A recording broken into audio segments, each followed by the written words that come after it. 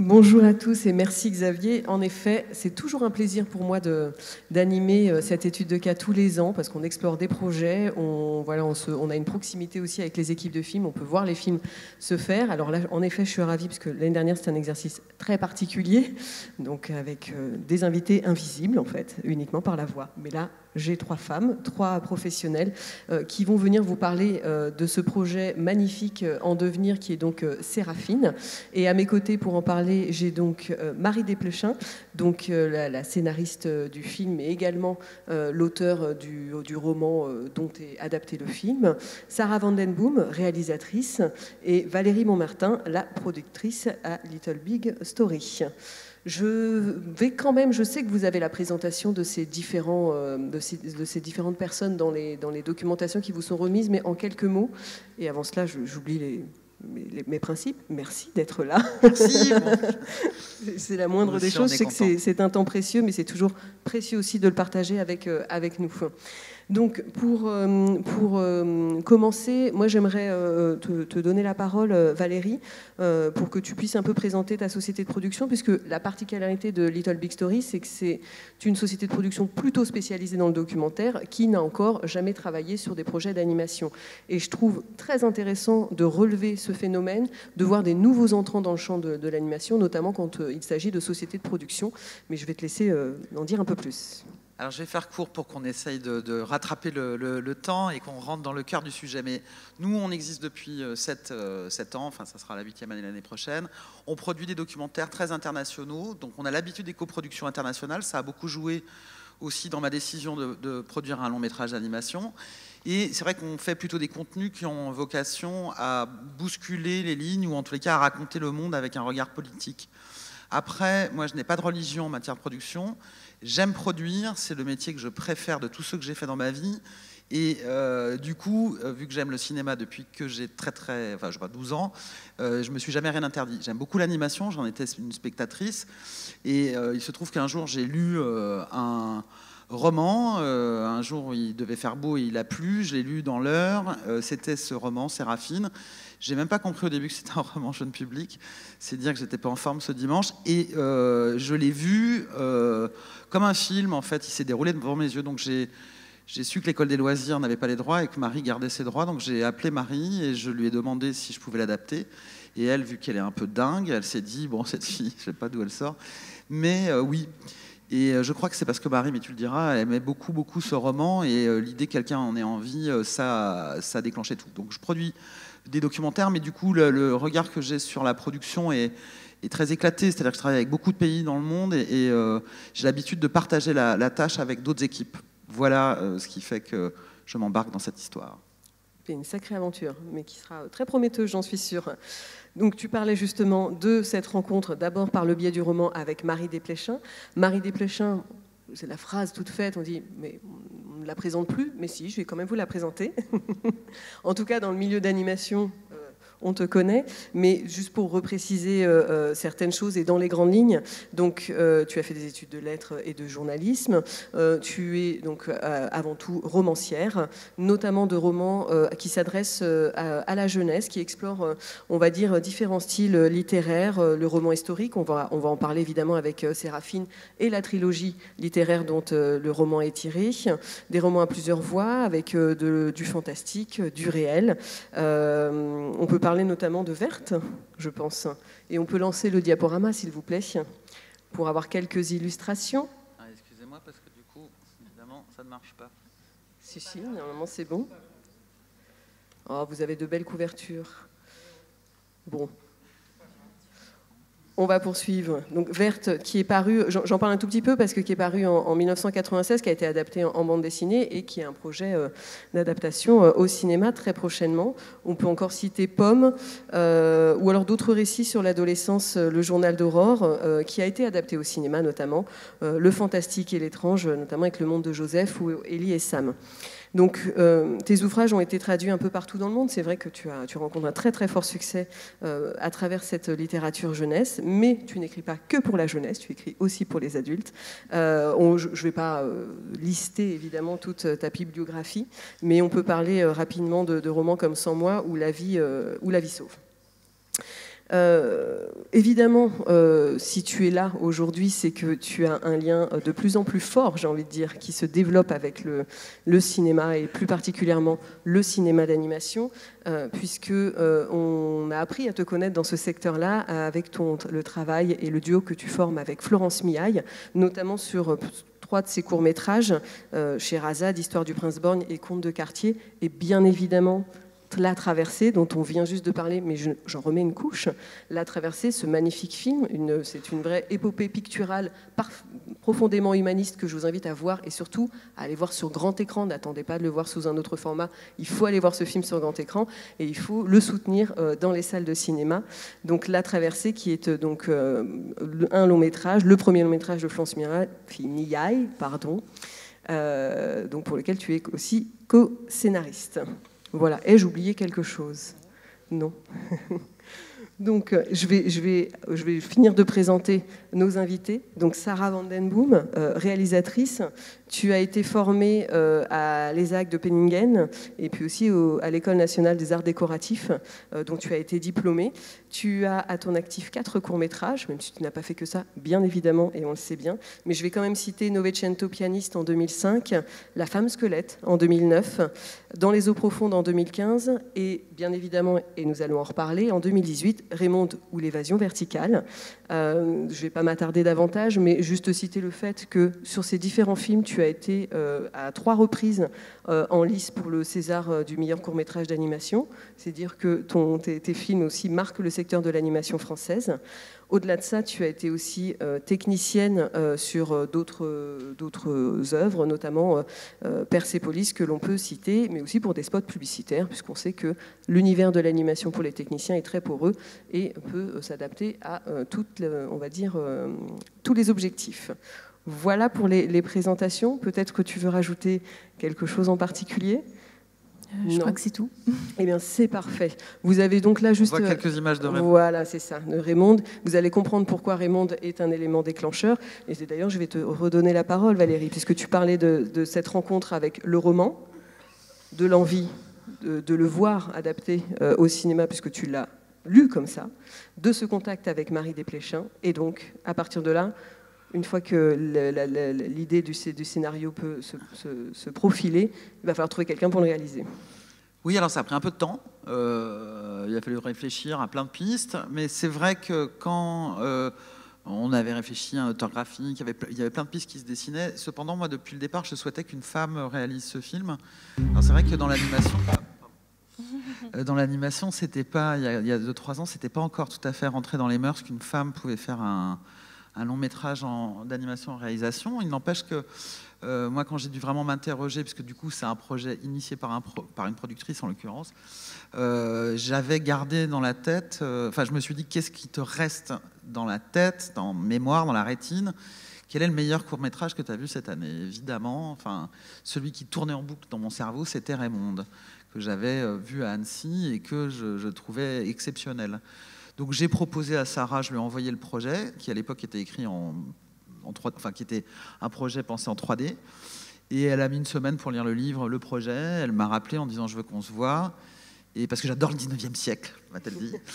Valérie, peut-être avant d'aller plus loin pour que les gens se donnent une petite idée de Raymond, juste si tu peux, Sarah, en parler en quelques secondes. Oui, ça serait bien.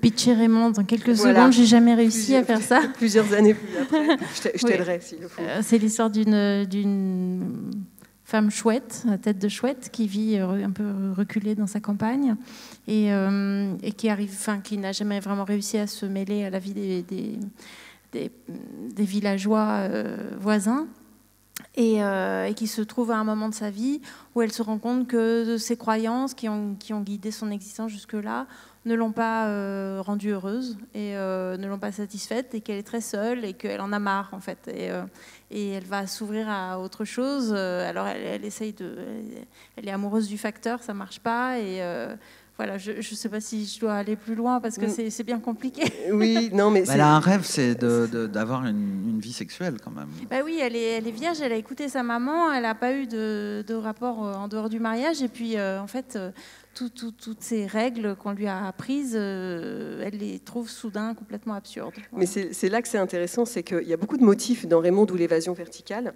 qu'on retrouve et qui justifient, moi je pense pleinement, justement ce travail a posteriori qui va être fait sur Séraphine, c'est-à-dire cette question de la mixité des techniques, parce que Raymond ou l'évasion verticale, c'est un film en volume, en marionnette, avec des incursions, voilà, cette fois-ci avec des personnages en 2D.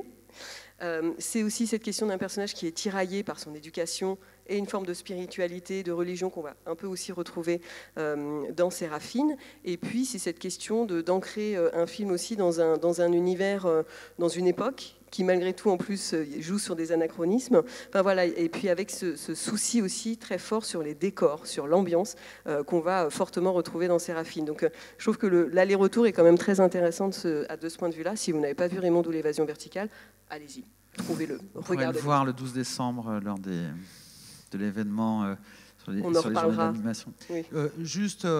Moi, j'avais pas du tout prévu de faire un film en stop motion. Hein.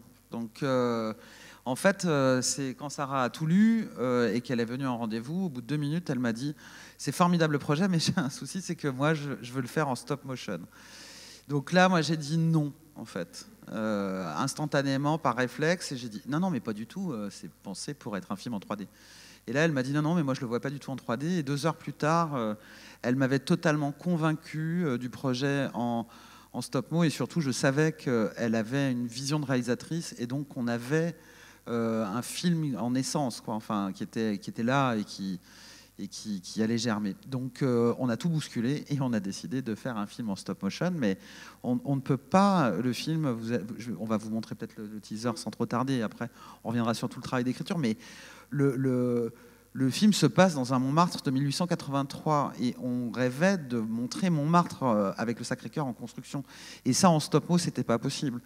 Donc en fait, spontanément, on a décidé de garder la 3D aussi. Je crois que je t'ai dit, voilà, je le vois en stop motion, mais en fait, on pourrait utiliser la 3D pour faire tout ce qui n'est pas possible de fabriquer en stop-mo. Et en particulier, il y avait cette idée de montrer une barricade avec une grande bataille d'une foule et tout ça. Ça, en stop-mo, c'est quasiment impossible. Donc, la 3D venait comme un sauveur. Et puis aussi, on avait toutes les perspectives sur Paris et l'espèce de gigantisme à la fois de la vue du Sacré-Cœur et de la perspective sur Paris qui pouvait aussi être intéressante à faire en 3D. En fait, cette idée donc, de la stop-mo et de la 3D est née avant même qu'on parle avec les studios pour savoir si ça serait possible, mais elle est née à ce moment-là. Et après, voilà. Voilà, ça s'est enrichi après. Puis on parlera des collaborateurs, parce que c'est vrai que s'engouffrer dans un projet aussi ambitieux, avec beaucoup d'attentes en volume, c'est un sacré challenge. Ce que je propose, c'est qu'on regarde le teaser, en tout cas le pilote du film. On reviendra bien évidemment pour vous parler plus précisément de ce que c'est que Séraphine aussi, puisqu'on ne vous a pas pitché le roman. Alors... Tu poses trop de questions, Séraphine. Trop de questions. Je t'en ficherai, oui. Pourquoi tu t'effaces pas? Ça fait longtemps que t'es là, toi. T'as dû en voir des choses. Personne veut rien me dire du passé. Il est où, mon père? Il est mort? Et toi, t'es quoi? T'es du feu ou t'es du sang?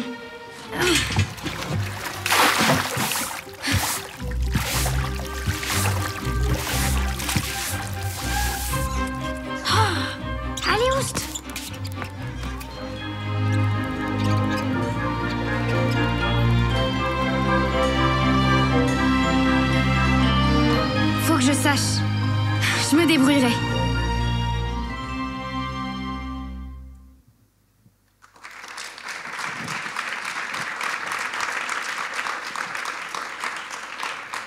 Vous voyez à quel point ça donne très très envie pour ceux qui resteront jusqu'au bout, parce que j'espère on vous remontrera ce pilote à la fin de la présentation, donc vous savez ce qu'il vous attend. On va parler de Séraphine, donc. Pour vous expliquer un petit peu le contexte aussi du roman, c'est que Séraphine fait partie d'une trilogie littéraire plutôt pour les adolescents, qui est intitulée Les filles du siècle, et où chaque tome met en scène, on va dire, une jeune fille de 13 ans dans le Paris de la fin du 19e siècle. Donc ça a débuté avec Satin Grenadine, si je ne me trompe pas, j'avais une petite inquiétude sur l'ordre en 2004, Séraphine publié en 2005, et tout récemment La Capucine en 2020. Est-ce que Marie, tu peux nous parler de cette trilogie et plus particulièrement de Séraphine? Ouais, enfin la trilogie c'est a posteriori parce que d'abord j'ai fait un bouquin, j'ai fait Satin Grenadine, donc ça se passe au 19e parce que j'aime bien le 19e et c'est une des choses sur lesquelles je pense qu'on s'est retrouvés, j'adore cette époque, voilà. J'ai plein de données là-dessus pour un tas de raisons. Donc j'ai fait ce bouquin et après qui se passe dans un milieu très bourgeois, des rapports avec les domestiques et tout ça. Et puis on m'a dit ouais mais il y a des gens qui disent encore Marie Desplechin a encore écrit un bouquin bourgeois, voilà. Alors j'en avais marre, j'ai dit bon ok je fais la même chose et dans le peuple. Et là, j'ai fait Séraphine, qui reprend l'histoire d'une fille de 13 ans, mais à ce moment-là, dans un milieu très, très populaire, et voilà, pour reparler, puis qui était très lié à la commune. Donc, en fait, c'est des livres qui sont un peu indépendants, et ils reprennent le même motif, c'est comme si tissaient le même motif. Puis, je voulais pas faire une trilogie, mais après, je trouve que c'est bien d'en faire un troisième. J'ai l'impression d'avoir écrit un gros bouquin quand j'en ai écrit 3. Donc, voilà, c'est devenu une trilogie. On a mis un truc qui s'appelle Les filles du siècle, et maintenant, ça ressemble à quelque chose de cohérent, ce que c'était pas au début. Donc, c'est des livres qui sont assez indépendants.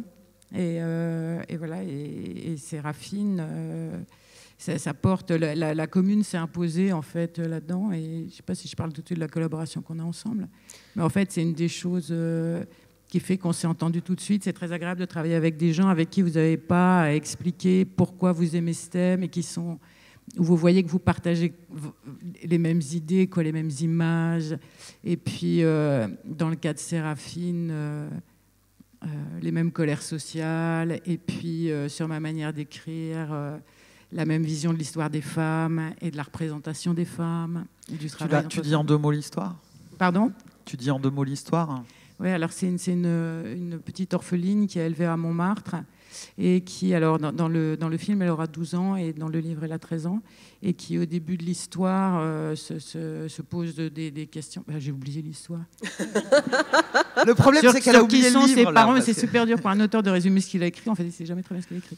Et c'est surtout savoir qui est son père. Et donc, en fait, elle se rend compte qu'elle est entourée d'un énorme secret. C'est un peu après 1880, et c'est le retour des communards. Et elle va apprendre peu à peu, en le cherchant, que en fait, son père est un communard. Elle va penser qu'il est mort. Et en fait, à la fin du livre, bon, on spoil parce que de toute façon, ça va de soi. Elle le retrouve, il était bagnard, il est libéré. Entre-temps, elle a décidé de s'émanciper de la dame qui l'élève, qui est une femme très silencieuse, austère, un peu revêche, qui lui apprend la couture et qui s'appelle Jeanne. Et autour d'elle, tout le monde la boucle. Personne ne sait pas d'où vient Jeanne, ce qu'a fait Jeanne et tout.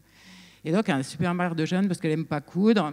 Donc, elle s'en va, et puis elle va travailler comme serveuse dans un café à 2 pas. Et Jeanne n'est pas du tout contente parce que les tenanciers de cet estaminet, on ne sait pas très bien ce qu'ils ont fait. Voilà, c'est un peu l'histoire, genre après l'occupation, 15 ans après, ouais, mais machin a fricoté avec les Allemands, c'est un peu ça. Et donc, elle travaille chez eux comme petite bonne, et elle va grandir, en fait, elle va s'émanciper. Et tout le livre, alors dans le livre, c'est une voix intérieure qui raconte, donc ça, c'est tout un des problèmes de l'adaptation. Parce que pour un écrivain, c'est très marrant, c'est très facile, et en film, ça marche zéro, donc on est dans la poisse.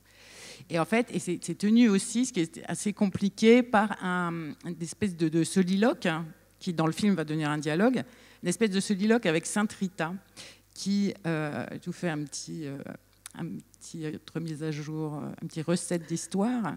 À l'époque, il y a une sainte très populaire qui a été créée par l'Église catholique recréée, puisqu'elle a vraiment existé à un moment, mais recréée pour évangéliser les populations misérables et qui vivent n'importe comment dans l'ignorance de Dieu. Donc on crée Sainte Rita qui génère effectivement une ferveur populaire qui dure jusqu'à aujourd'hui. Et donc, alors, pour les gens qui ont un petit peu de culture soit populaire, soit religieuse, c'est la patronne des cas désespérés, en fait, et des prostituées notamment. Et elle avait un sanctuaire à Montmartre, hein, puisque voilà. C'est-à-dire que quand vous, dans votre vie, vraiment, vous êtes au bout de votre vie, vous avez Sainte Rita. Alors, il paraît qu'il y a aussi Saint-Expédite, qui fait la même chose en plus vite, mais je crois qu'il est moins connu quand même. Oui, c'est ça. C'est la moi, je vous conseille Sainte Rita. Moi, ma famille était très... en fait, j'ai une de mes grandes tantes en 1914, a vu Sainte Rita dans le jardin de sa maison, ce qui lui a valu une grande claque de sa mère, qui n'était pas... En fait, moi-même, j'avais un lien très particulier avec Sainte Rita, donc j'ai eu un très grand plaisir à faire en sorte que Séraphine s'adresse tout le temps à Sainte Rita en lui demandant de l'aide et en pensant que tout ce qui arrive de bon est amené par Sainte Rita, qui agit peut-être effectivement. Mais justement, Sainte Rita, c'est un personnage intéressant parce que c'est un personnage qui va être beaucoup retravaillé dans l'adaptation. On va en parler un petit peu plus tard. Mais de manière générale, sur Séraphine, ce qu'on en retient, c'est évidemment cette question du contexte autour de la commune, mais post-commune, hein, ça c'est aussi très important. Elle est née dans les derniers jours de la commune, donc l'histoire se passe au présent, donc 12 ans plus tard. C'est ça. On a cette question de la misère sociale, du travail des enfants aussi. J'ai presque envie de dire de l'aliénation au travail, parce que c'est vrai que le personnage de Jeanne a une vie que refuse et que rejette en bloc Séraphine. La place des femmes dans cette société, même si on verra plus tard que le personnage de Séraphine n'est pas du tout un personnage stéréotypé, et ça c'est important, c'est-à-dire que c'est vraiment, il y a une portée très universelle dans son personnage.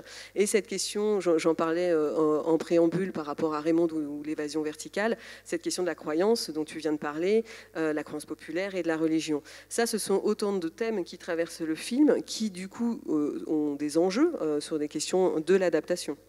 Oui, alors il y en a quand même un que tu omets là, qui est celui des solidarités, parce que le cœur aussi du propos du film, c'est de raconter qu'on est, enfin Marie le dit très bien, on est quand même plus fort à plusieurs que tout seul. Donc c'est vraiment une histoire qui raconte comment elle va être au cœur du silence des uns et des autres parce qu'ils ont été blessés ou meurtris dans une expérience de vie très dure. Mais elle, parce qu'elle cherche des choses et puis parce qu'elle est intrépide, ou en tous les cas, elle a sa propre trajectoire, elle va leur permettre à tous de se retrouver et de retrouver ce qui a fait leur force, c'est-à-dire d'être les uns avec les autres.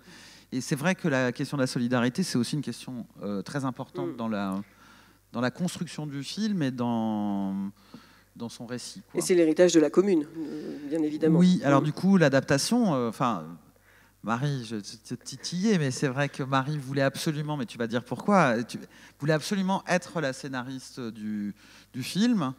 Et moi, j'étais très contente qu'elle veuille l'être. Après, je savais que ça serait plus difficile, mais on a bien travaillé. Ouais, parce que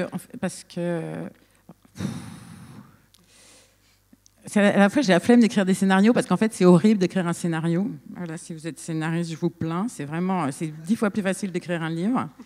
Mais en même temps, il y a des livres auxquels on tient parce qu'on y a mis de soi et puis voilà, on va le partager et on sait qu'on va être obligé de le changer complètement. En fait, il va y avoir des choix vraiment douloureux à faire pour quitter le livre.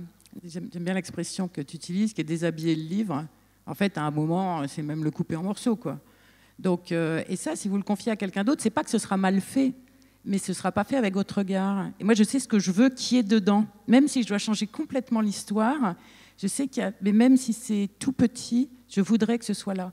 Et si je le confie à quelqu'un d'autre, aussi excellente que soit l'autre personne, ça n'y sera pas. Et donc, le fait de le faire, voilà, de me taper l'incruste dans cette histoire, c'est aussi de me dire, bah voilà, il y aura. Et alors ça tombe bien parce qu'on s'est retrouvés là-dessus aussi, toutes les trois. Enfin, moi, c'est comme ça que je vois l'histoire. Peut-être que je me dors la pilule, mais non, parce je me dis qu'on voit le même esprit. Du coup, on a mis en place une méthode de travail qui est il fallait que Marie travaille sur son livre qui était formidable et très linéaire pour arriver à quelque chose de vertical. Enfin bon, là, j'apprends rien à personne, mais c'est vrai que tout se solutionnait dans le livre par l'opération du Saint-Esprit, et là, ça pouvait pas marcher dans le film. Donc, c'est vrai qu'il a fallu retravailler beaucoup l'histoire. Rien n'est pareil, mais les personnages sont là. Et là, il y a eu des premières discussions qui étaient intéressantes. Et là, Sarah est intervenue dans le process. Sarah est intervenue dès le début, puisqu'elles ont essayé ensemble, et elles y sont parvenues, de réimaginer un passé au personnage. Donc tous les personnages qu'on allait garder, parce qu'on en a éliminé certains, toutes les deux, elles ont inventé un passé à ces personnages qui pouvaient créer une raison pour laquelle ils se taisaient tous. Donc ça, c'était un point très important. Tu peux peut-être en dire 2 mots et après je dirais, enfin chacune, vous pouvez en parler, puis après je dirais de la suite du process. Oui, moi je suis arrivée en fait au tout début du travail avec Marie et du coup j'ai assisté à toute cette genèse et j'ai pas l'impression du tout d'être étrangère au scénario dans le sens où on a fait régulièrement des réunions et que j'ai pu glisser mon petit machin, puis Marie du coup s'est nourrie de ces petites suggestions que je pouvais donner. Et du coup, c'est quelque chose, finalement, c'est Marie qui a vraiment écrit, mais j'ai l'impression d'avoir participé à l'avancement. Il y a un truc qui est clair, c'est qu'à la fin, ce sera le film de Sarah, ce ne sera pas mon film. Donc je pense que c'est super important que Sarah, que ce soit ton film dès le début, en fait, et qu'il y a un moment où je travaille pour toi. On n'a pas préconisé une écriture à 4 mains, parce qu'il fallait, comme l'a expliqué Marie, qu'elle sorte du livre, qu'elle se rapproprie le truc et qu'elle fasse des sacrifices qu'elle ne pouvait faire qu'elle. Donc Sarah a infusé sur le passé des personnages. Elle a également beaucoup œuvré pour que Saint Rita soit un personnage qui devienne un vrai personnage, c'est-à-dire non pas comme dans le livre, Séraphine s'adresse à elle. Non, là, Saint Rita existe et parle.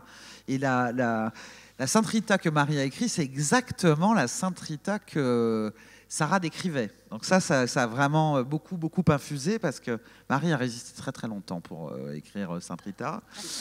Mais moins longtemps que pour faire un personnage méchant, qui est une chose que je ne sais pas faire. Il y en a un maintenant. Voilà, ça y est, je me suis forcée et j'ai un méchant. Juste avant de parler plus précisément de la méthode du travail et justement le travail que vous avez fait ensemble sur les personnages, notamment, qui est vraiment une galerie de personnages absolument formidable qu'on a déjà dans le roman et qu'on va retrouver dans le film pour la plupart. Mais avec des antagonismes, ce qui n'était pas le cas dans le... C'est ça, donc là on va parler plutôt des reliefs dans l'écriture. Il y a cette question de passer d'une écriture visuelle, qui est celle de ton style littéraire, en tout cas dans Séraphine, à celle d'un film de cinéma. Donc, tu l'évoquais dans le préparatif, Valérie, j'aimais bien cette phrase, c'était réintégrer de la description aussi, qui était quelque chose d'important, c'est-à-dire que les atouts du roman pour une adaptation au cinéma, c'est vraiment cette question des dialogues et de la psychologie des personnages, mais il fallait aller beaucoup plus loin, parce que là, on est aussi sur un enjeu d'adaptation scénographique, puisque un des personnages quand même principaux de ce film, vous l'aurez compris, c'est bien évidemment le quartier de Montmartre, Paris. Et donc, à partir de là, il faut commencer à travailler sur des enjeux de géographie, d'implantation des décors, de trouver aussi une forme de vraisemblance que l'on trouve déjà dans ton film Raymond ou l'évasion verticale. C'est pour ça que tout à l'heure je parlais d'être dans le souci du détail, d'avoir vraiment une atmosphère, d'avoir de la lumière, etc. Tu évoquais donc en préambule, Valérie, mais on en reparlera, cette question et cet enjeu de mixité entre l'animation en volume et l'animation 3D. Donc comment se passe justement cette question de, à un moment donné, planter le décor ? C'est justement ce qu'on est en train de faire en ce moment. On est en train d'établir une scénographie de Montmartre avec justement en recréant la butte avec d'abord son relief et puis le Sacré-Cœur et puis bon, les quartiers qui existent encore, on les voit à peu près. Ceux qui n'existent plus, il faut les réinventer. Et on a placé les lieux en fonction des nécessités de l'histoire et puis de la géographie. Et en fait, notre but, c'est d'arriver à raconter cette histoire en faisant que les gens qui connaissent vraiment Montmartre et qui y vivent reconnaissent leur lieu de vie, en fait, et que ce lieu soit enrichi des choses qui ont disparu. Enrichi en tout cas, mais que ce soit pas un choc pour eux de se dire c'est pas du tout ça, je comprends pas, le Sacré-Cœur il est dans ce sens-là et on tourne pas du tout autour comme il faudrait. Voilà. En fait, à partir du moment où on connaît très bien un sujet, on est tout de suite choqué et déboussolé de voir des incohérences. Et on a essayé de faire les choses bien pour que... et en plus, je pense que pour l'équipe des décorateurs, ça permet de rentrer vraiment dans l'atmosphère d'un lieu qui a existé et d'être à la fois cohérent et authentique. Surtout que là, en fait, on a une histoire qui se passe... Alors là, c'est des images de Montmartre... du Sacré-Cœur en construction, c'est des images qu'on ne connaît pas du tout. On les a trouvées dans les archives, on a dû même scanner les archives. Donc c'est un Paris sans Sacré-Cœur. Nous, dans le film, ça sera un Sacré-Cœur en construction. C'est-à-dire qu'il émerge de la fin de cette bataille de la commune où les communards ont perdu, et en partie symboliquement sur la colline Montmartre. Et puis ensuite, on a construit une grande église là, et elle a été considérée par une partie du peuple de Paris comme une humiliation pour eux, ou en tous les cas une provocation.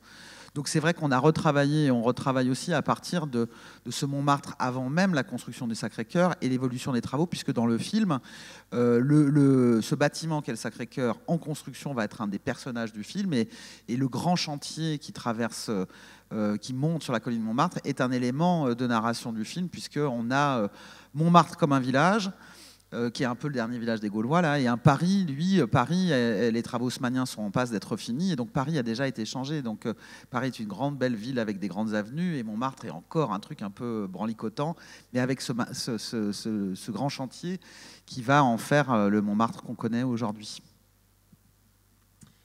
Et donc, puisqu'on continue sur ces enjeux d'adaptation, donc on a parlé de ça, hein, c'est vraiment l'adaptation d'un roman existant, l'adaptation scénographique, l'adaptation historique, vous l'aurez compris, et ce travail donc à deux, dans lequel vous êtes actuellement. En préambule, Valérie, tu parlais de cette question de retravailler les personnages et de recréer une tension dramatique. Du coup, et quels sont aujourd'hui, en tout cas, les enjeux de ce travail sur l'intrigue, de ces modifications, comment est-ce qu'on fait évoluer un roman qui existe en tant que tel pour l'adapter tout simplement au cinéma. Question très basique, mais à un moment donné, une fois qu'on en parle, il faut expliquer comment on le fait. On essaye, on rate et on recommence. C'est un peu ça, non? On en discute ensemble, j'ai des indications, je sais bien qu'il va falloir... Et puis voilà, puis ça fait 2 ans, non?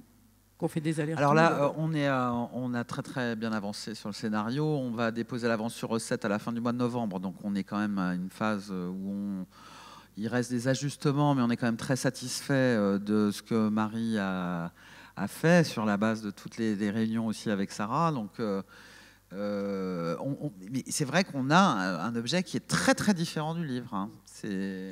On est arrivé à quelque chose de très différent.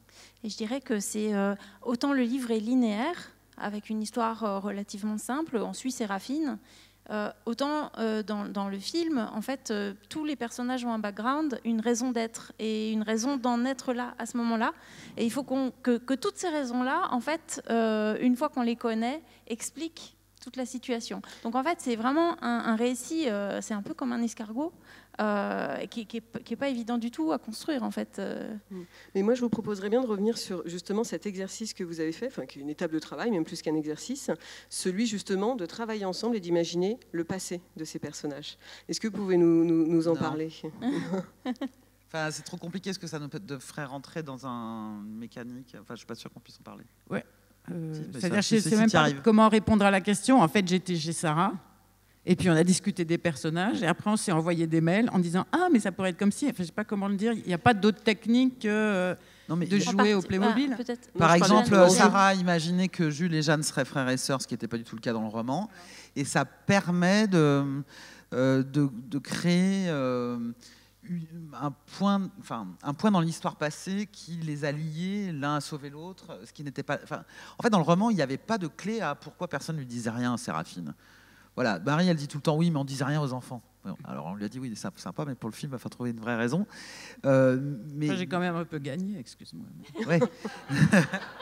Mais c'est vrai que du coup, par exemple, l'idée de Sarah d'en faire un frère et une sœur, ça nous a aidé à créer l'histoire hantée qui permet de comprendre, ou qui permettra de comprendre ce qui les lie. Donc il y a plein de petites choses comme ça qui ont vraiment été très utiles.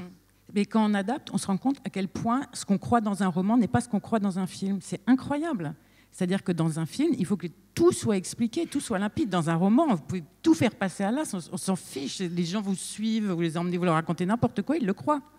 Mais je jure que c'est vrai. Et dans un film, c'est absolument impossible. D'abord parce que vous avez très peu de place pour raconter votre truc, et parce qu'il faut que tout soit lié, quoi. C'est complètement maillé.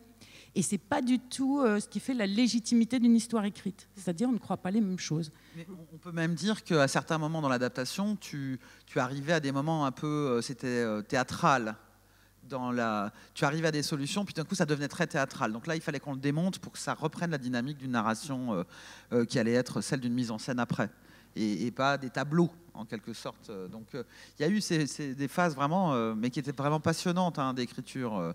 Parce que c'est vrai que Séraphine, c'est pas du tout simple à adapter. Enfin, c'est un exercice très complexe. Donc il y a beaucoup de personnages adultes, il y a aussi des enfants. Enfin, il y a énormément de personnages, il y a un background, et il faut raconter une histoire qui s'est passée dans le passé, mais qu'on ne va pas montrer, ou très peu.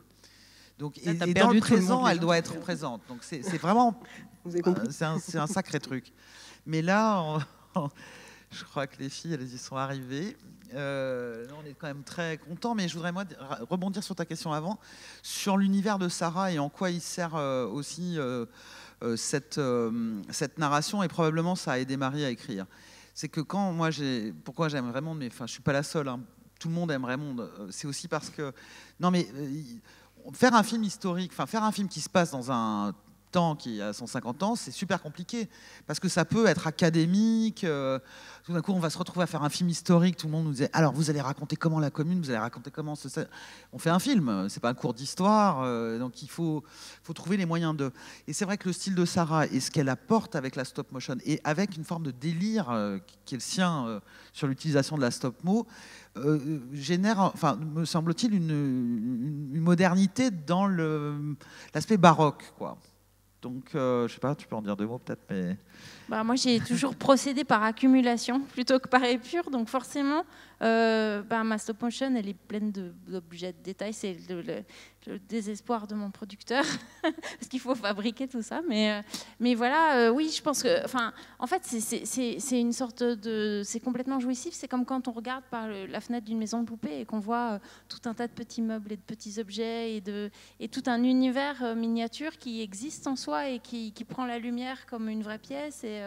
Et à partir de là, on peut raconter plein de choses, je trouve. Et d'autant plus que... quand je suis née, mes grands-parents étaient déjà un peu âgés. Mon grand-père vivait dans le culte de ses parents à lui, et il m'en a énormément parlé. Et eux, ils étaient nés, sa mère était née l'année du film, en fait. Et du coup, c'était comme une espèce de lien direct avec cette époque-là. Et j'ai encore des photos d'eux chez moi. Je les ai jamais connus, mais voilà, c'est comme un lien que mes enfants n'ont pas, du coup. Voilà. Et dans le rapport à l'écriture, il y avait quand même aussi la prise en compte par Marie de ce que Sarah lui dit qui n'est pas possible en stop motion, ou même stop mo plus 3D, on n'y arrivera pas. Enfin, on ne peut pas tout faire non plus. Donc c'est vrai que la réflexion autour de la narration, notamment de la représentation du passé, les discussions sur comment Sarah pourrait le mettre en scène ou pas, ça a aussi beaucoup infusé sur la clarification et la clarté aujourd'hui du scénario, qui a été un moment très très riche de plein de trucs qui pouvaient être peut-être trop foisonnants et qui maintenant s'est épuré et qui est vraiment, qui est vraiment bien. Et justement, sur cette question des personnages qui ont été choisis, certains qui ont gagné en relief, en tout cas vers une tendance, on va dire, plutôt nocive, ou d'autres plutôt accompagnantes sur les personnages, puisqu'il s'agit d'une quête. C'est cette quête de Séraphine pour son passé. Comment vous les avez travaillés, et notamment au niveau des dialogues, puisque c'est vrai que la question des dialogues, ils sont truculents dans le roman. Je sais qu'il y a cette envie très particulière de pouvoir reconstituer le langage de l'époque, d'intégrer aussi une forme, je ne vais pas dire forcément un ton humoristique, mais enfin quelque chose aussi qui permette de donner plus de légèreté à certains personnages, et notamment à Séraphine. Est-ce que vous pouvez nous en parler ? Les dialogues. Je ne sais pas quoi dire en fait. Mais j'aime bien les dialogues, en fait. Je pense que ça, je sais le faire. Et en fait, c'est un peu mon problème parce que j'aime tellement bien ça que je peux en faire des pages et des pages et qu'après, je sais bien que ça n'ira pas. Il y en aura trop parce que ça ne marche pas pour le cinéma. Et après, c'est une expérience que j'ai de l'animation, c'est qu'il faut faire attention aux dialogues aussi. Donc déjà là, dans la version qu'on a, il me semble qu'il y en a beaucoup parce que c'est très compliqué en fait de faire parler les personnages et pour la mise en scène et voilà. Mais après, c'est vraiment un moyen de les faire exister et ça se rapproche du roman. Parce que vous avez des romans où vous ne pouvez avoir aucune description et s'il vous suffit de faire parler les personnages, vous savez qui c'est. Vous les voyez même physiquement. Ça, c'est... Pour moi, en fait, vous avez vu les images d'archives, c'était un monde dur. C'était vraiment dur de vivre à Montmartre au 19e siècle. Il n'y avait pas de chauffage. l'eau gelait dans les brocs, et voilà, et c'était comme ça, et c'était normal. Et en fait, on ne pouvait pas survivre à ça en étant géniard. Et on était obligé de refuser de s'apitoyer sur soi-même. Et enfin, ça venait même pas à l'idée des gens, en fait. Et il y avait à Paris, alors c'est Jules Vallès dans le tableau de Paris qui raconte ça très bien, c'est que à Paris, il y avait il y avait une joie, enfin, c'était même pas une joie de vivre, c'était une espèce d'humour corrosif et qui était présent partout parce que les gens en avaient besoin, en fait, au quotidien. Donc ça, moi, je voulais pas faire un film misérabiliste sur la misère du 19e siècle. Non, je voulais qu'on prenne les choses voilà, avec cet angle-là un peu caustique. Ouais, parce que Marie, elle a écrit un personnage, Séraphine, qui est, moi je dis non genré, mais enfin bon, on peut dire non stéréotypé, qui n'est pas une petite fille qui se comporte en petite fille. Hein. C'est un enfant dans un monde complexe qui a aussi beaucoup de désir pour sa propre vie, donc elle a de l'énergie. Marie a créé un personnage avec une façon de parler qui lui est propre. Donc évidemment qui s'inspire beaucoup du langage de l'époque, mais qui du coup est assez truculent, plein de mots. Parfois elle s'y perd parce qu'elle entend beaucoup de choses que les autres disent. Et elle ne comprend pas tout, donc elle se l'approprie en pensant avoir tout compris, mais en fait non. Donc elle fait des confusions même historiques, et donc le film va aussi rebondir là-dessus. Elle croit à un moment que les bons c'est cela, et puis non. Et donc tout ça passe beaucoup quand même par le langage que tu as créé, à la fois celui de Séraphine, mais aussi des personnages principaux. Donc on a un film, c'est vrai, avec un niveau de dialogue qui est original, qui donne une identité forte au film. C'est une recréation aussi à quelque chose dans le langage qui est extrêmement savoureux, parce qu'on écoute comme on regarde, en fait. Et là, j'ai un exemple, alors, c'est un exemple qui peut paraître un peu lointain, mais qui pour moi l'est pas, qui est Les Enfants du Paradis, par exemple. C'est-à-dire que c'est la manière dont c'est écrit et la manière dont c'est parlé et les voix qui le portent, c'est délicieux. C'est une jouissance tout du long et ça repose là-dessus. Et en fait, c'est vraiment une manière de faire parler les gens. C'est une manière de colorer leur langage et c'est une manière de l'incarner dans une voix. C'est très... Donc, mais du coup, ça rendra... Enfin, moi, je pense que ça rendra le film aussi très intemporel parce que la gamine, elle parle pas comme une gamine d'aujourd'hui, mais elle parle pas non plus comme une gamine de l'époque. En fait, on n'en sait rien. C'est une sorte de recréation d'un langage qui lui est propre et ça lui va bien parce que du coup, évidemment, c'est une histoire qui est menée de son point de vue. Donc, c'est elle qui analyse, qui voit. Et nous, on est toujours de son point de vue. Et donc, ça comptait beaucoup qu'elle a aussi un regard sur le monde qui l'entoure. Donc, effectivement, on peut se dire que parfois, elle a des remarques qui sont plus adultes. Mais en fait, c'est sa manière à elle de regarder les adultes et parfois de s'en étonner, vu leur comportement. Donc, ça, c'est aussi très présent dans le film. C'est souvent ce que les gens appellent des mots d'enfant, en fait. Quand ils disent « Ah, quel mot d'enfant !»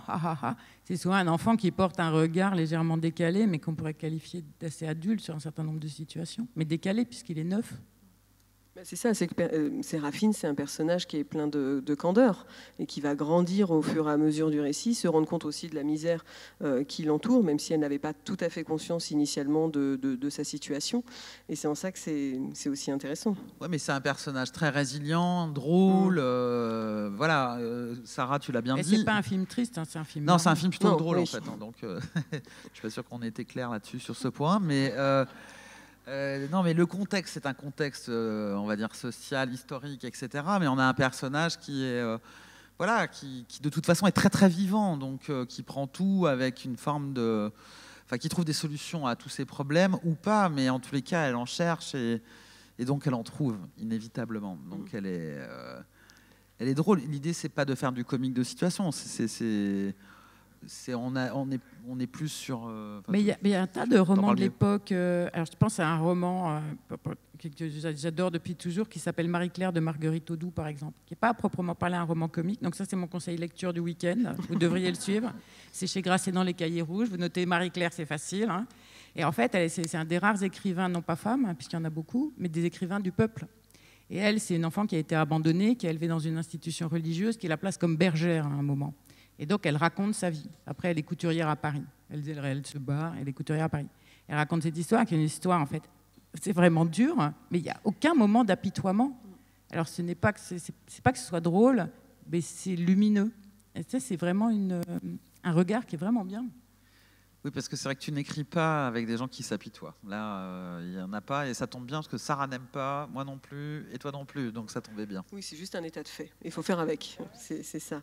Si on continue sur le personnage de Séraphine, c'est quelqu'un voilà, qui a une spiritualité et voilà, qui s'adresse, comme on parlait tout à l'heure, à Sainte Rita. Et je sais que ça a été l'objet de beaucoup de discussions entre vous sur Sainte Rita, qui dans le roman est simplement une incarnation en fait des pensées intérieures de Séraphine, mais qui là va évoluer au niveau de l'adaptation cinématographique pour devenir un autre personnage. Ouais, alors Sainte Rita, en fait, c'est un peu moi qui ai donné l'impact pour qu'on en fasse. Enfin, je crois que tu avais quand même derrière la tête d'en faire un vrai personnage. Mais moi, étant donné que j'avais fait Raymond juste avant, je me suis dit, mais c'est génial, en fait, on va reprendre le principe, réutilisons-le.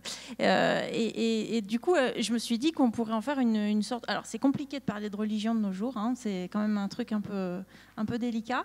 Mais j'ai eu l'impression que si on en faisait un personnage entre Fée Clochette et Jiminy Cricket, en passant par le génie de la lampe, on pouvait arriver à faire quelque chose qui soit un peu dépoussiéré et un peu, enfin, en fait, tellement à côté des codes qu'on n'allait pas être bloqué, en fait. Et en fait, Sainte Rita, comme c'est une sainte qui a traversé les siècles, 2000 ans d'histoire, en étant spécialiste des cas désespérés, elle a vu toute la misère du monde. Et forcément, je me suis dit, forcément, elle ne peut pas être Saint-Sulpicienne, elle ne peut pas être mièvre. Forcément, ça va être quelqu'un d'un peu cabossé, vu en plus qu'elle a vécu elle-même. Et du coup, alors j'essayais de donner ma version de Sainte Rita. Au casting, c'est Béatrice Dalle pour l'instant. En fait... Voilà, ça donne le ton. Voilà, j'arrivais pas à faire passer ma version, enfin, à donner cette espèce d'idée de Sainte Rita. Valérie était très perplexe et Marie arrivait carrément pas à se la représenter. Et puis jusqu'au moment où, je crois que c'est toi, Valérie, qui a eu un éclair de lucidité, qui m'a dit, en fait, c'est une Béatrice Dalle. Et j'ai dit, mais oui, c'est ça. Non, mais du coup, on a décidé que ça serait Béatrice Dalle pour ça. Enfin, elle le sait pas encore. Ne dites rien, ce qui se passe entre ces murs reste entre ces murs. Et ce qui correspond vraiment, en fait. Mais peut-être que justement, vous allez tenter d'incarner un peu Sainte Rita, parce qu'en préparant cette étude de cas et en discutant avec Valérie Montmartin, je me suis dit, mais puisque là, vous êtes à cette étape-là de scénario, sur une nouvelle version, pourquoi pas à un moment donné incarner et tout simplement lire une continuité dialogique. On lit un petit morceau. Oui. Ouais, on va vous lire 2 scènes, du coup. Donc, alors, c'est malin parce qu'il y a un personnage dont on n'a pas parlé, qui est un petit garçon très malheureux, très misérable, que Séraphine a pris sous sa protection. Mistigris. Qu'elle a surnommé Mistigris, oui, parce qu'il ne parle pas. Alors, j'y vais ? Vas-y. 46, extérieure nuit, sur le chantier, devant le passage. Séraphine et Mistigris sont sortis au bord du chantier et regardent autour d'eux. Montmartre s'étend sous leurs yeux dans la blancheur du givre qui s'est déposé sur la ville. Les 2 enfants ne sont qu'à quelques mètres de l'arbre de Sainte Rita. Un tourbillon de vent se lève, portant des flocons de neige glacée, faisant voler les chiffons accrochés aux branches. Séraphine est hirsute, le visage et les vêtements couverts de traces noires. Mistigris grelotte à côté d'elle, la main dans la sienne. Séraphine. « Viens, faut pas qu'il nous rattrape !» Mais Mistigris, tout pâle et vidé de toute énergie. Il flageole sur ses jambes. Séraphine regarde ses yeux éteints. Ses yeux se baissent sur leurs mains qui se tiennent. Séraphine, consternée. « Ta main, elle est glacée !» 47, extérieure nuit, devant l'arbre de Sainte Rita.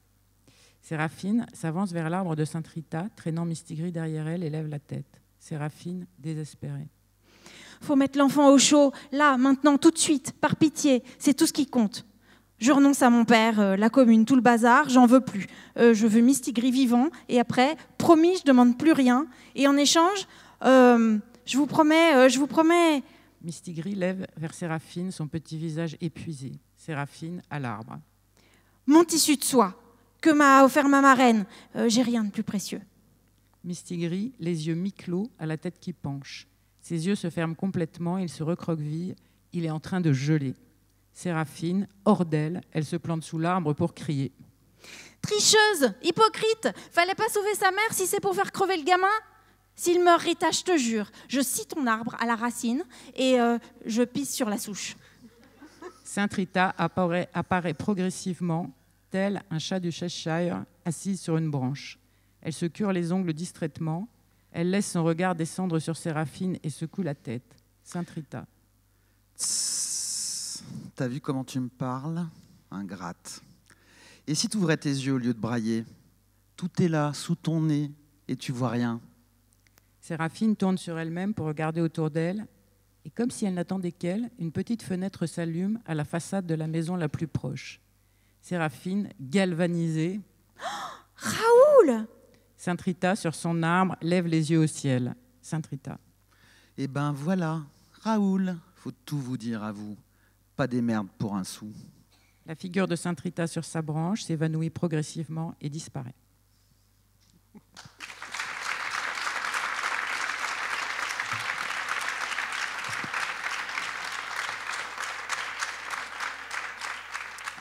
Alors d'habitude, ils ne sont pas toujours aussi désespérés. Là, ils viennent de tomber dans une crypte, ils ont failli mourir. Enfin bon, bref, ils sont dans une... C'est pour ça qu'ils sont tous sales. Et c'est l'hiver. Et c'est l'hiver. Mais donc, là, ce qui est intéressant dans cet extrait dialogué, c'est pour ça que je trouve que l'exercice est plutôt sympathique, et vous le faites plutôt très bien, c'est qu'on a un peu le ton. C'est-à-dire qu'on on a évidemment cette description qui nous plonge justement dans ce quartier de Montmartre. On a toute la candeur, mais aussi l'énergie et cette générosité du personnage de Séraphine, et puis que tu as très bien incarné, Sainte Rita. Avec une voix... Voilà. Une voix posée, voilà, celle qui sait, celle qui est capable de guider aussi. Mais je trouve que voilà, c'était un petit exercice, vous l'aurez compris, mais qui donne le ton de ce que peut être l'adaptation du film et surtout ces dialogues et ces personnages, parce qu'ils sont nombreux. Alors je ne sais pas si vous voulez qu'on continue un peu dégrainer certains des personnages en particulier, s'il y en a un qui vous tient à cœur.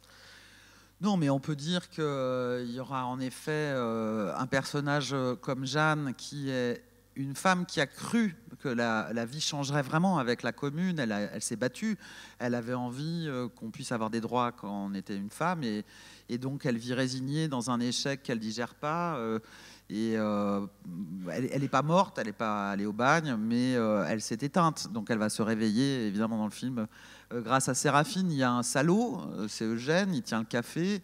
Il est, comme l'a dit Marie tout à l'heure, une sorte de collabo. Lui, il a profité de cette période très ambiguë pour avoir un café, enfin faire un peu de business, un peu le marché noir, quoi, en quelque sorte. Et donc, il en a tiré des bénéfices. Et puis, il y a aussi des ouvriers qui sont en train de fabriquer le chantier et qui ne sont pas dupes parce qu'ils savent très bien comment Eugène a eu son café, donc ils lui font sentir. Il y a Charlotte, qui est la tante de Séraphine, qui est jeune, mais qui elle est comme les femmes de cette époque qui viennent du peuple et qui ne voulaient pas devenir ouvrière et qui voulaient s'en sortir quand même. Donc elle est ambiguë sur sa vie sexuelle, on va dire. Mais elle trouve l'amour avec Raoul, qui est un peu un peintre de l'époque. En fait, elle est prostituée, mais on ne peut pas le dire dans le film. Non. Parce que c'est aussi un film pour les enfants. Plutôt courtisane, on va Courtisane. On peut dire courtisane, oui. Non, mais c'est des personnages qui sont à la fois très parisiens et à la fois aussi... ils sont riches parce qu'ils ont tous des fêlures, ils ont tous des choses un peu complexes, mais qui surmontent à leur manière. Charlotte ne veut pas parler de politique ou de tout ce qui concerne le passé, l'histoire et tout ça, ça l'ennuie profondément. Puis elle ne veut pas, elle est en contre. Elle veut que la vie soit légère. C'est pour ça qu'on n'était pas d'accord. C'est parce que ouais, j'ai l'impression qu'après les traumatismes très violents historiquement, les gens, ils se taisent. Enfin, moi, je l'ai vu parce que j'ai travaillé au Cambodge aussi, par exemple. Et c'est pas qu'une question de culture cambodgienne. Ici, les gens se sont tués aussi pendant combien de temps? Enfermés 20 ans. Et donc, ils sont... Et puis après, la commune, quand on regarde comment les gens, les communards, la vie des communards dans les 20 ans qui suivent, il y a plein de suicides, en fait. Il y a plein de gens qui sont super déprimés. Alors après, il y en a qui grenouillent, il y en a qui se réinstallent, il y en a qui lâchent pas l'affaire. Enfin bon, bref, il y a toute la catégorie. Et puis il y a aussi toute la catégorie des gens qui sont cassés. Non, mais il y a Marthe qui était soumise à Eugène et puis qui va se réveiller et qui va construire sa vie. Il y a Mistigris qui va aller mieux. Il y a Jules, bon curé, qui a élevé Séraphine parce qu'elle sait lire et écrire, Séraphine. Ça, c'est grâce à Jules. Et quand même, le curé a servi à quelque chose dans son éducation. Mais c'est aussi un personnage qui permet une forme de pacification. Donc...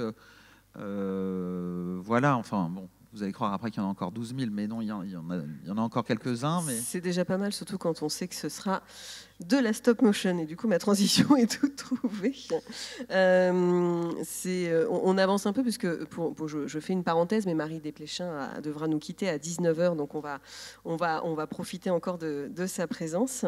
Voilà, tu le disais en introduction, hein, sur ces enjeux de production du regard de Sarah, une fois qu'elle a découvert ce projet d'adaptation, c'était celui de travailler en stop motion, tout en conservant voilà, une idée de la 3D pour les décors, comme vous l'aurez compris, qui est un enjeu assez important, puisqu'il y a un souci de réalité historique. Ça, c'est les images du pilote, ouais. De la fabrication du pilote. On n'est pas du tout encore en production, juste pour info. Oui, c'est le making-of de ce pilote-là.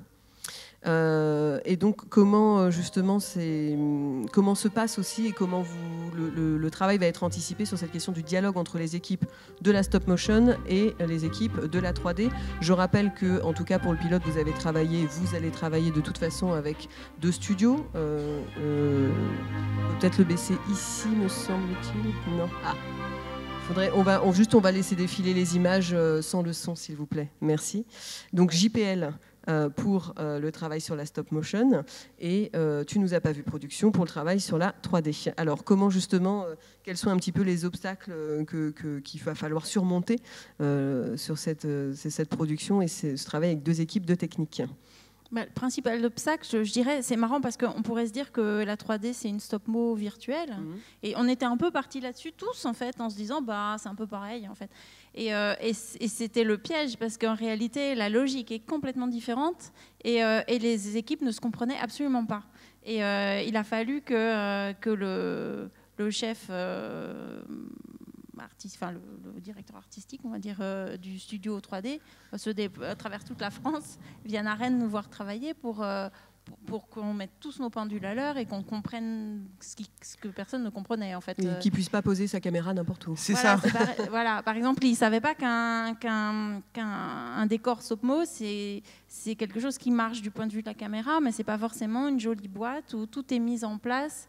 Voilà, par exemple, la pièce principale du cabaret, ça ne va pas être comme une maison de poupée. On va juste mettre en place ce qui est dans la caméra, dans le champ de la caméra, et tout le reste n'y est pas du tout. Donc lui, il s'attendait à pouvoir poser une caméra, comme on dit, iFish, je sais plus. Ouais, en gros 360 quoi. Voilà, lui, il pense au qu'il milieu peut du décor, mais en fait le décor, il n'existait pas en tant que tel, quoi. Voilà, des choses comme ça qui, c'était des cultures différentes qui se télescopaient un petit peu. Oui, mais qui, bon, évidemment, avec le post-mortem, la réflexion autour d'un pipe qu'on doit créer, les résolutions sont logiques. Enfin, on a fait un teaser qui mêlait justement les 2 techniques, qui est à la fois artistique et à la fois vraiment, qui nous permettait d'expérimenter le croisement, parce que dans le teaser, vous le reverrez après, mais la souris, elle est en 3D. Donc, et la souris, c'est Syntrita, en gros. Syntrita sera en 3D. Donc il fallait intégrer un élément 3D dans un décor en stop-mo, ce qui était assez complexe. Et donc il fallait qu'on voit les atouts, les inconvénients. Et c'est vrai qu'on vient de faire le post-mortem du pilote et on voit très très bien comment on peut mettre en place un pipe qui tiendra. Et je pense que c'était vraiment très utile de faire un pilote un peu complexe en fait, pour déshabiller encore une fois tout ce qui pourrait dysfonctionner après. Donc ça, et pour l'instant, on est plus réjouis par la complémentarité en fait des deux techniques. C'est vrai qu'on parle des problèmes, enfin c'est pas des problèmes, mais de ce qui pourrait choper. Et en vrai, ce qui est super intéressant, parce que il y a pour l'instant un film qui a fait ce test, mais pas exactement à l'endroit où on va le faire. Donc on va quand même inventer un pipe là qui est un peu spécifique. Il y a surtout de l'enrichissement, c'est-à-dire qu'on va pouvoir montrer des choses avec la 3D qu'on n'aurait jamais pu faire, je le redis, en stop-mo, c'était totalement impossible. On va avoir des vues sur Paris, on va se retrouver à Saint-Lazare, qui était un hospice, on va avoir une plongée dans Paris et sur la colline Montmartre et sur Paris qu'on n'aurait jamais en stop-mo. Enfin, en tous les cas, pas dans les budgets européens, quoi. C'était inenvisageable. Donc ça, c'est vraiment... Enfin, je crois pour Sarah, ça va être formidable parce que ça s'enrichit plutôt que ça s'annule ou que ça se soustrait. Là, justement, vous voyez un extrait du making-of sur la partie 3D. On peut peut-être montrer l'extrait du making-of sur la partie volume. Ouais, alors on peut montrer un petit moment où travaille l'animatrice, hein, parce que Oui, tout à fait. Alors, parce que Sarah en parlera bien mieux que moi, mais voilà, on va lui mettre le son. Ouais, celui-là on peut mettre, c'est l'animatrice Swad. En remettant pour repousser.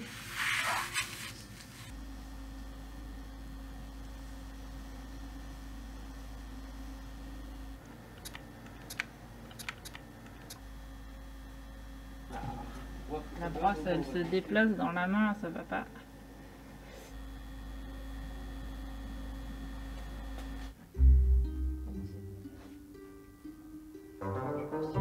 Et en fait, on voudrait croire que c'est l'épaule, mais l'épaule est ici.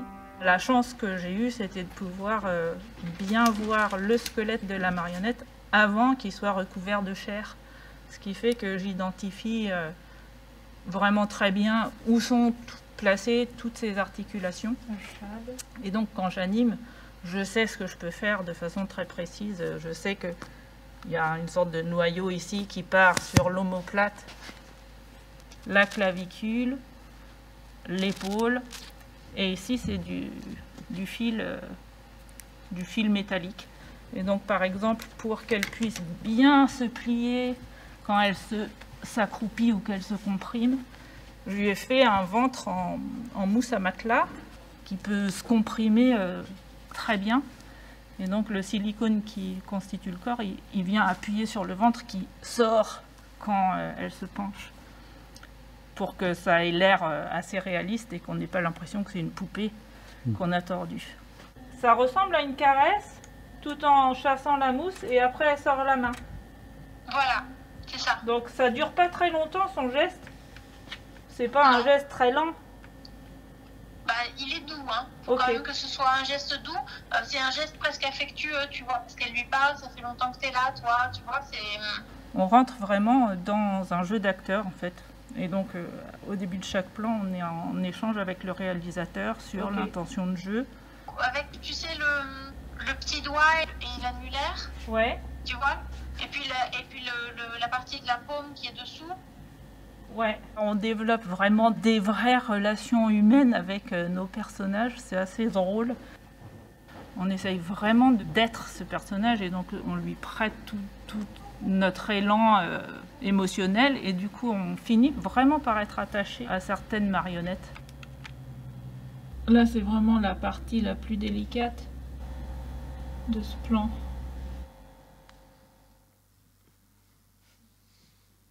Voilà le travail d'orfèvre en animation.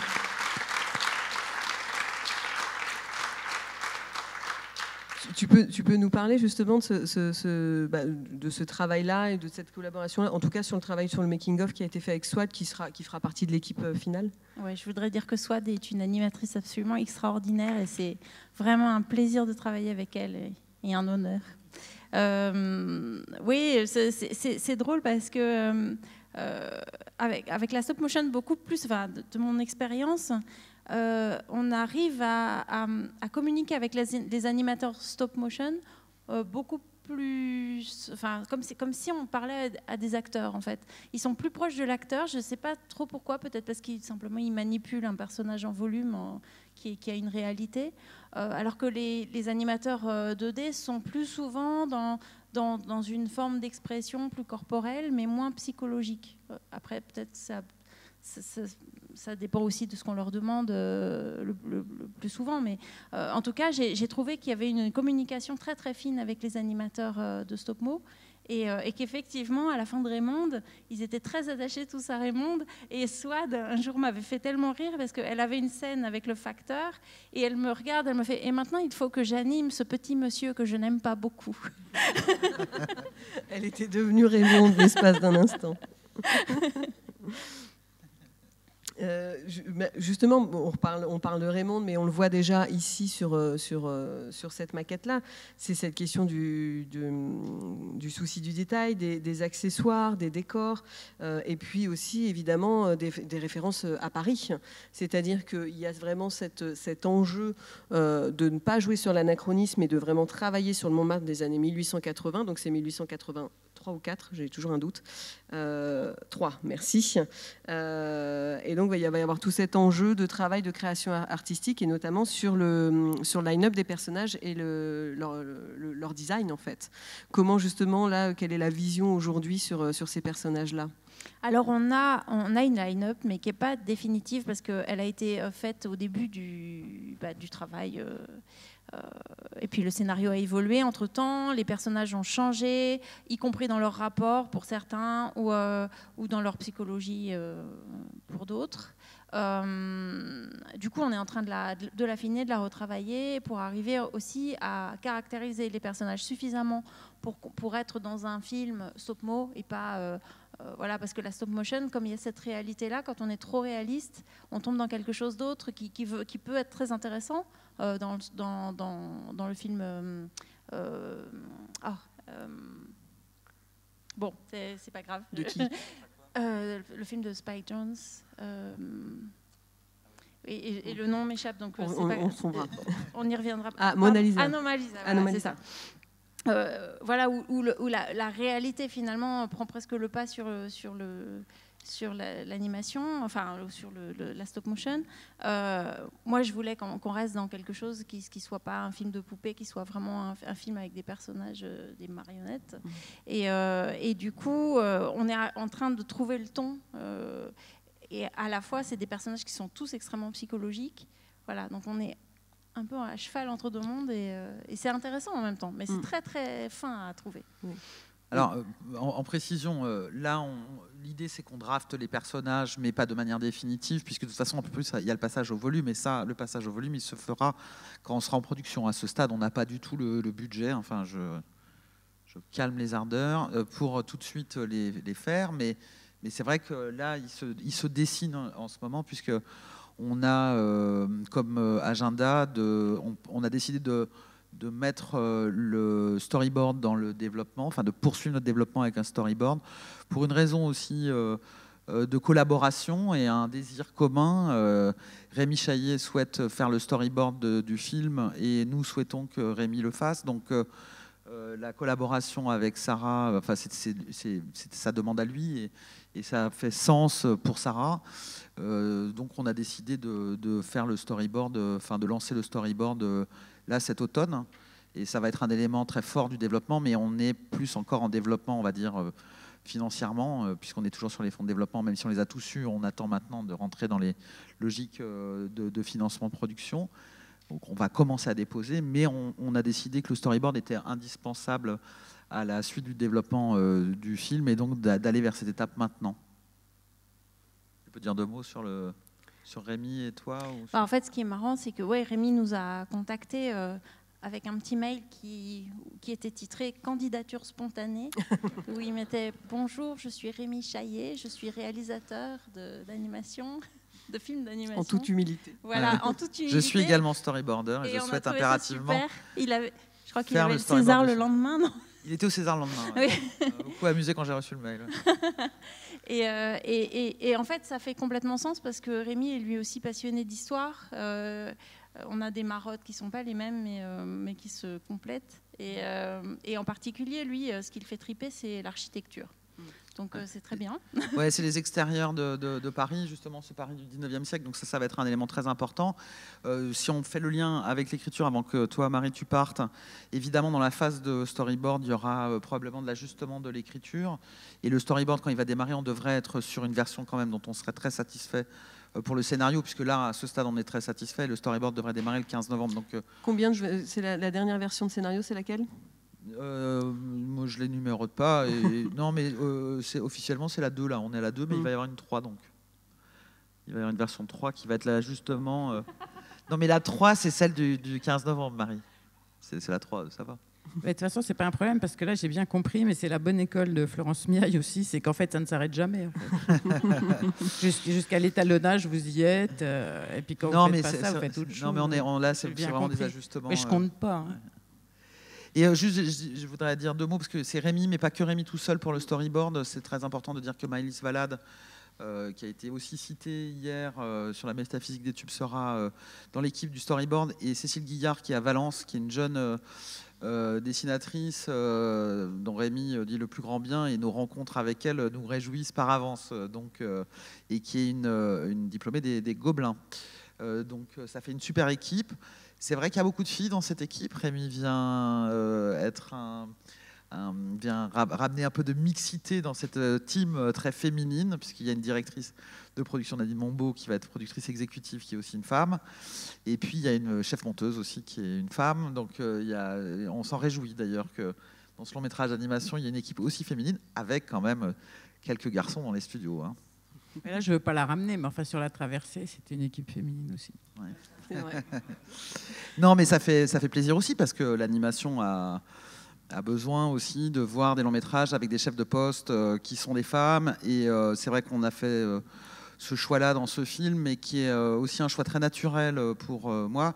Moi, je produis documentaire et on n'a absolument pas le problème de homme ou femme en documentaire. Il y a beaucoup de femmes réalisatrices. Donc, c'est vrai qu'on était, enfin, je veux dire, c'est presque comme si on avait un petit temps d'avance sur le côté parité ou égalité, ou en tous les cas visibilité. Et c'est vrai que l'animation aujourd'hui voit émerger des talents féminins. Dans tous les festivals, on voit des films, des courts-métrages magnifiques réalisés par des femmes. Et donc, il est vraiment urgent qu'elles fassent des longs-métrages. Et Sarah a fait 3 courts-métrages professionnels extrêmement remarqués. Donc, il est tout à fait naturel qu'elle en vienne à son long maintenant. Ça me paraît une évidence vu son talent. Donc, je suis très contente. Bon, Marie, on n'a pas besoin de répéter, parce qu'elle a écrit je ne sais combien de films et de livres. Mais c'est vrai que j'insiste aujourd'hui, je le redis, parce que ça me fait plaisir de le dire, en fait. Voilà. Et tu as bien raison. Bon, tu voulais rajouter quelque chose, Sarah ? Je te voyais. Non, c'est parce que je te voyais. Non, je pensais à Simon Fillot qui est chef op, qui est quand même un chef de poste Raymond, important. et voilà, lui aussi il ramène un peu de mixité. Ouais.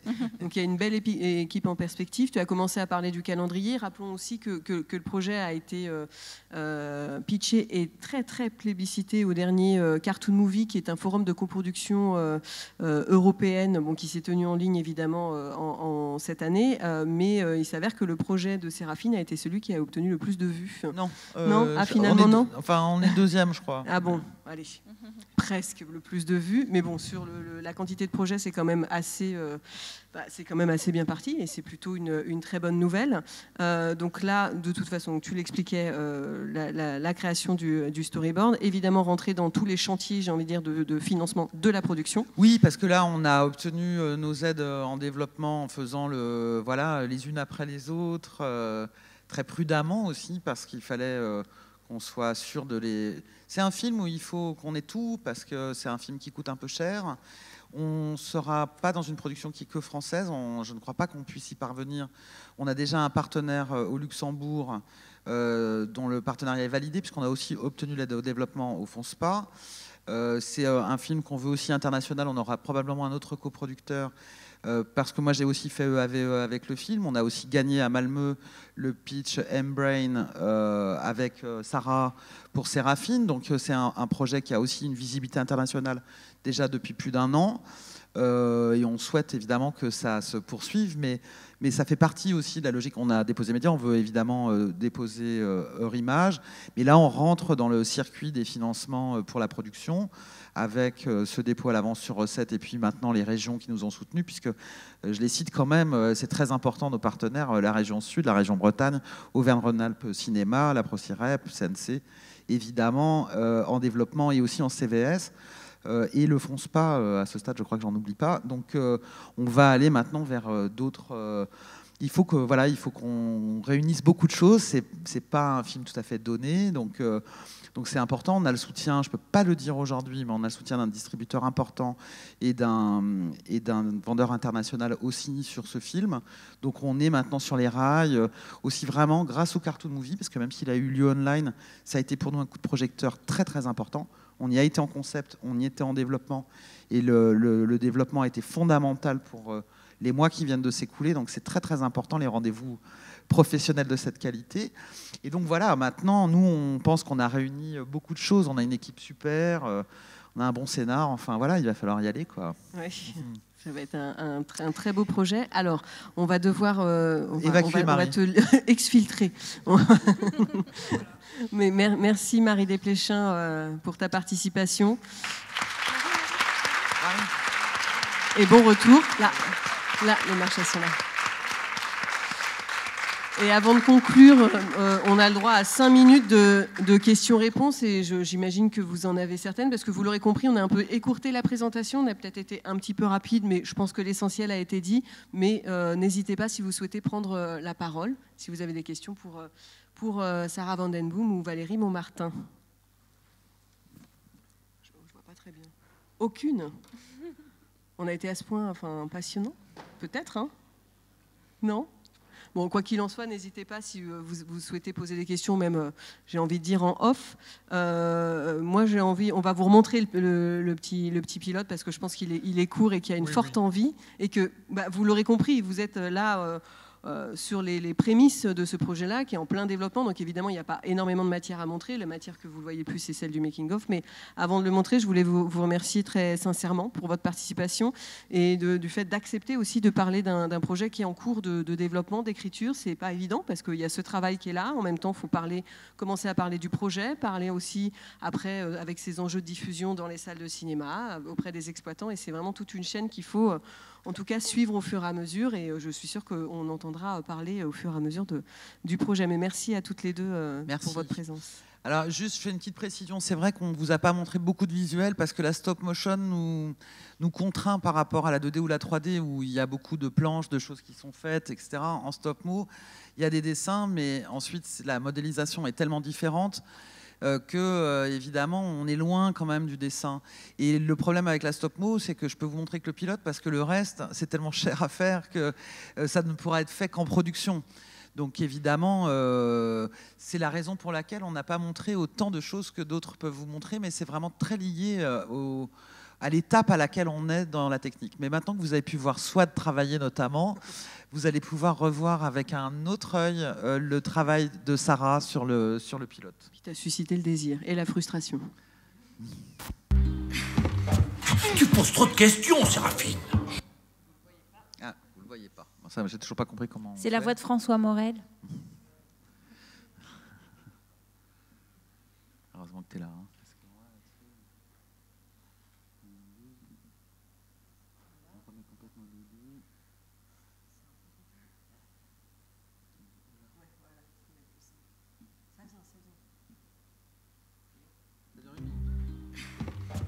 Tu poses trop de questions, Séraphine.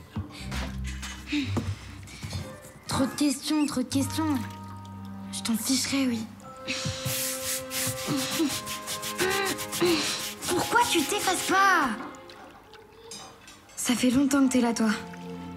T'as dû en voir des choses. Personne veut rien me dire du passé. Il est où, mon père? Il est mort? Et toi, t'es quoi? T'es du feu ou t'es du sang?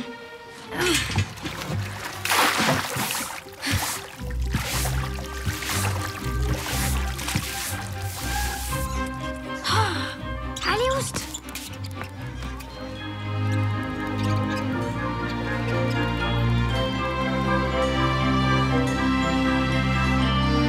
Faut que je sache. Je me débrouillerai.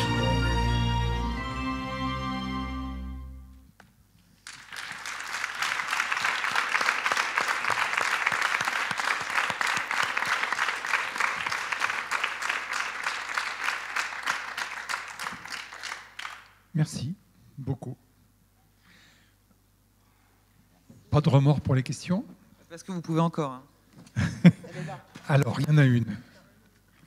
Allez, je vous apporte le micro. Vous pouvez faire passer?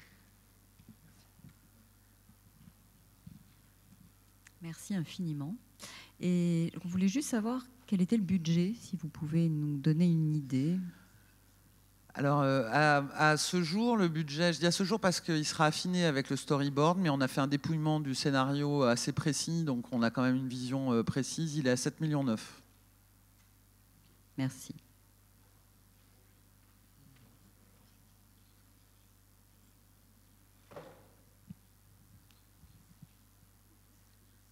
Oui. Qui veut intervenir là, de l'autre côté? Oui. Faites passer.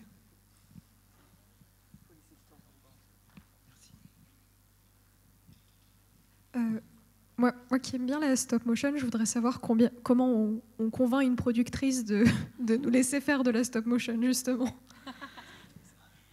En fait, parce que j'étais moi-même complètement convaincue que moi, je voyais pas ce film en 3D du tout. J'aime beaucoup la 3D et je crois qu'on peut faire des très belles choses avec la 3D. Mais je voyais pas ce film en 3D. Pour moi, c'est de la stop-mo parce que... Et je lui ai expliqué en fait que Marie, elle s'ancrait beaucoup dans les lieux et dans les atmosphères et dans la lumière, et que avec la stop-mo, on arriverait à avoir quelque chose de tangible, en fait, quelque chose qui soit presque palpable, et c'est le charme de la stop motion. Et voilà, on a eu cette conversation, et en fait je l'ai retournée comme une crêpe, mais ça n'a pas été difficile en réalité. Ouais, mais pourtant c'est pas facile de me retourner comme une crêpe, hein. Mais elle y est arrivée en 2 temps 3 mouvements. Non, mais c'est vrai qu'elle était très convaincante, et puis moi au départ je pensais pas du tout, mais c'est vrai que c'était une évidence, j'avais adoré Raymond qui est en stop-mo, mais les 2 précédents étaient en 2D. Donc c'est vrai que je pensais pas que la stop-mo était devenue son ADN complètement.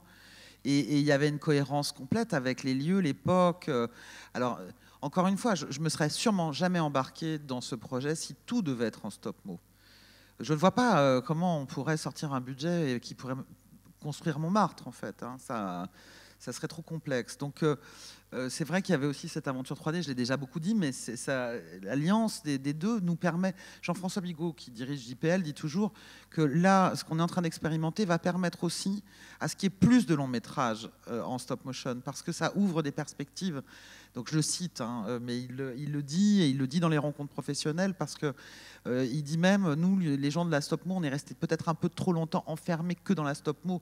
Et en vrai, maintenant, de se dire qu'on peut mêler les techniques, ça peut permettre à des films, enfin qu'on puisse imaginer des films demain qui seront des films mixtes, et donc qui permettront à la stop-motion d'aller vers le long métrage plus facilement.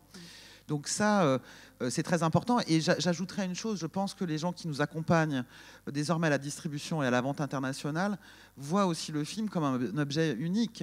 En tous les cas, c'est comme ça qu'ils le voient eux. Et je pense que c'est assez juste, parce qu'on a cherché, même moi quand je travaille sur les financements, j'ai cherché des points de comparaison, et on n'a pas vraiment de points de comparaison. Donc voilà, on fait quelque chose qui va être super. Merci. Merci à vous.